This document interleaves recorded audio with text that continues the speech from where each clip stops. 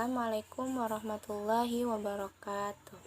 Kami dari kelompok 6 yang beranggotakan saya sendiri Nur Dwi Cahyani dan rekan saya Rini Sarah akan mempresentasikan materi tentang strategi pengembangan sosial emosional pada anak usia dini.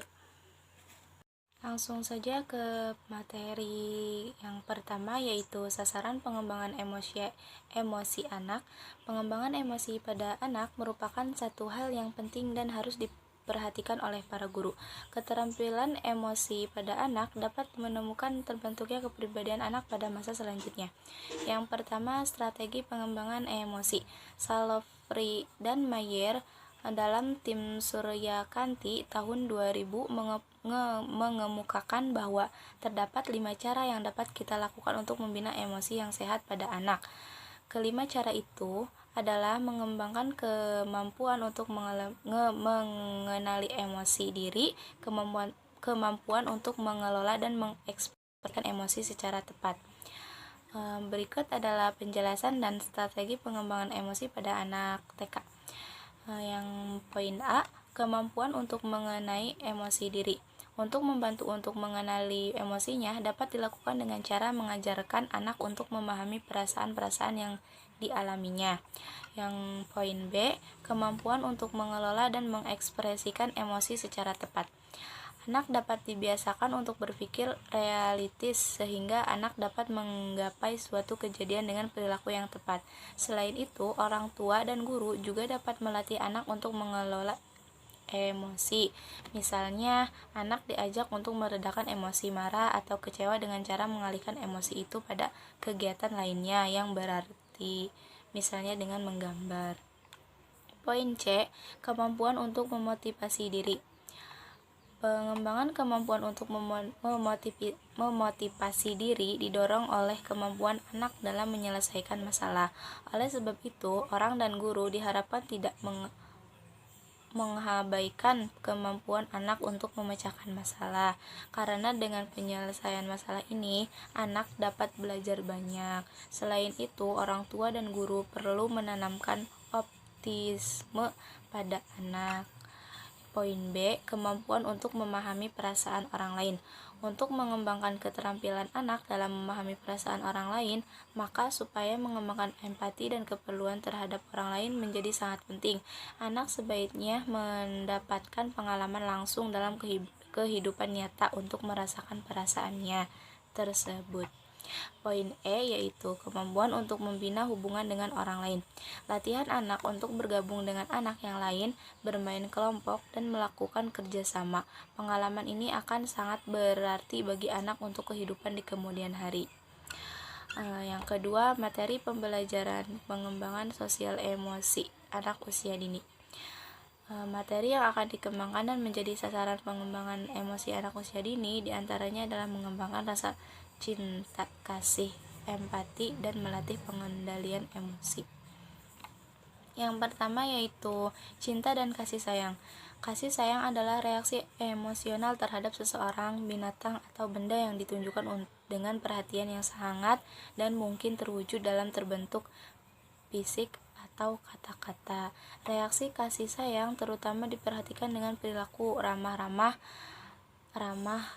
penuh perhatian dan akrab. Setelah anak berumur 1 tahun, mereka mengekspresikan rasa cinta dan kasih dengan memeluk, meraba, membelai, dan mencium orang atau objek yang mereka cintai. Faktor belajar sangat menentukan kepada siapa saja kasih sayang itu ditunjukkan.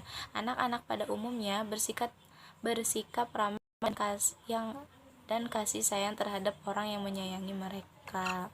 Yang kedua yaitu empati. Empati adalah satu respon individu untuk merasakan perasaan orang lain dengan cara seolah-olah ia yang mengalami peristiwa tersebut, atau dengan kata lain ia menempati posisi orang lain untuk merasakan perasaan yang sama sebagaimana yang dikemukakan Sirwat, yaitu an empathic response is one in which someone responds as if he or she were feeling what another person is feeling. Selanjutnya yaitu pengendalian emosi. Seorang anak perlu dididik untuk dapat mengendalikan emosinya. Kemampuan ini berhubungan pula dengan kemampuan penyesuaian diri dan mengendalikan tindakan yang disesuaikan dengan keadaan yang dialaminya. Jika berhasil mengendalikan emosinya, anak akan merasa senang dan tenang jiwanya. Berikut ini adalah contoh penelitian yang berhubungan dengan pengendalian emosi. Selanjutnya akan dilanjutkan oleh rekan saya, yaitu Teh Rini Sarah. Silakan Teh.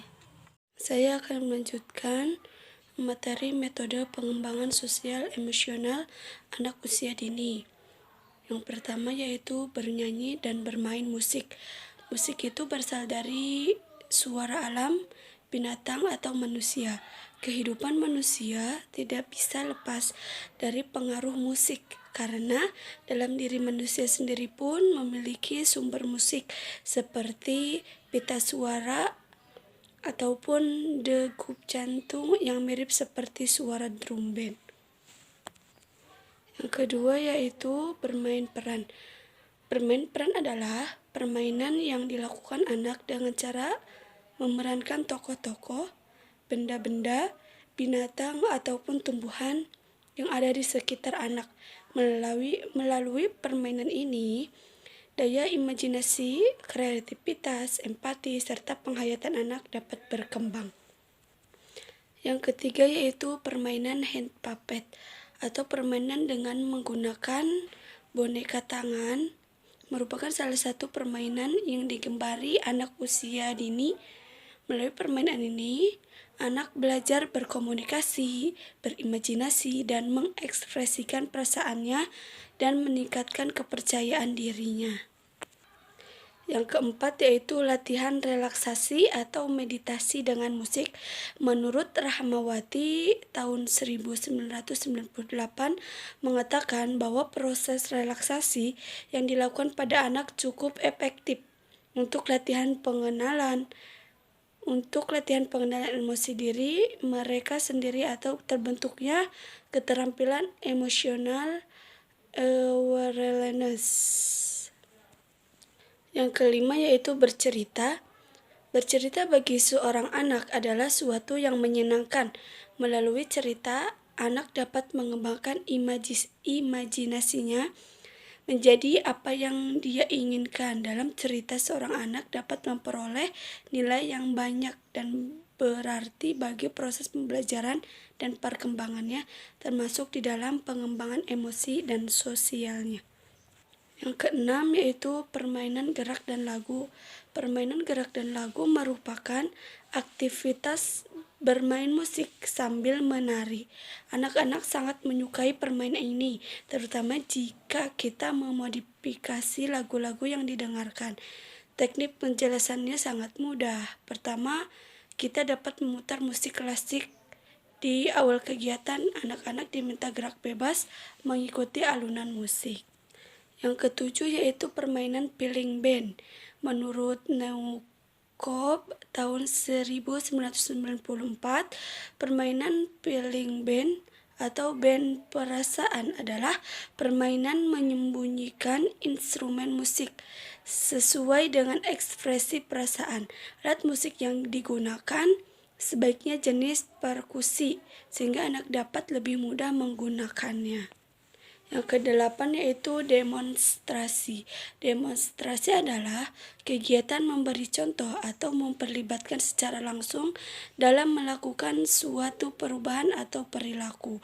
Dalam demonstrasi terkadang unsur showing, doing, dan feeling yaitu perlihatkan, lakukan, dan katakan sebagaimana yang dapat dipaparkan oleh Muslichoten tahun 1999.